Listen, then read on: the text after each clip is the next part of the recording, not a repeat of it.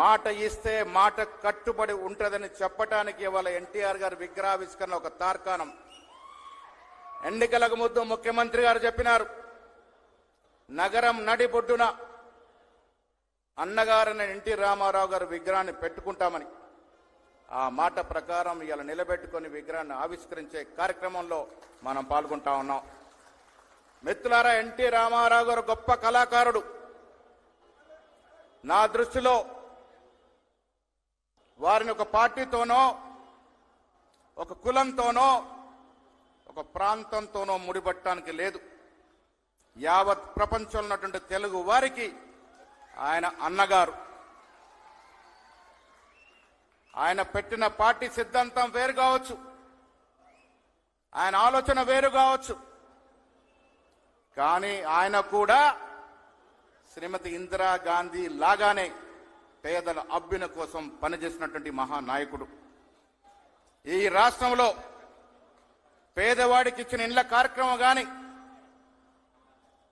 ₹2 kilo బియ్యం కార్యక్రమం కానీ, అలాంటి ఎన్నో కార్యక్రమాలు పేదవారికి ఇచ్చి పేదవారి గుండెల్లో చిరస్థాయిగా నిలిచిపోయినటువంటి మహానాయకుడు ఎన్టీ రామారావు గారు. మిత్రులారా, కాంగ్రెస్ పార్టీ సంస్కృతి కళల్ని, కళాకారుల్ని గౌరవించుకోవడం అరుదైన గౌరవంగా ఇలా నడిబొడ్డున ఎన్టీ రామారావు గారి విగ్రహాన్ని ఆవిష్కరించుకోవడం అంటే యావత్ తెలుగు జాతిని గౌరవించినట్టుగా భావించాల్సిందా ఈ సందర్భంగా మనవి చేస్తా ఉన్నాను.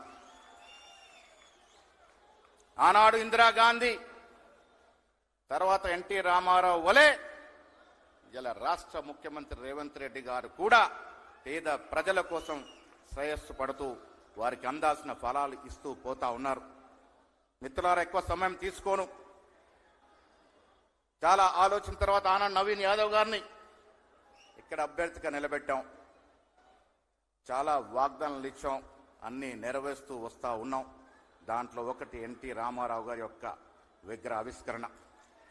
మీకు తెలుసు, రేవంత్ రెడ్డి గారి నేతృత్వం ఎంత గొప్ప మెజారిటీతో జూబ్లీహిల్స్ గెలిచామో, అదే మాదిరిగా వచ్చే ఎన్నికల్లో రాష్ట్రం మొత్తంలో 100 సీట్లకు తగ్గకుండా గెలిచి కాంగ్రెస్ పార్టీకి రాష్ట్రంలో తిరుగు లేదు అనేటువంటి నిదానాన్ని స్థాపించబోతా ఉన్నాం. మిత్రులారా,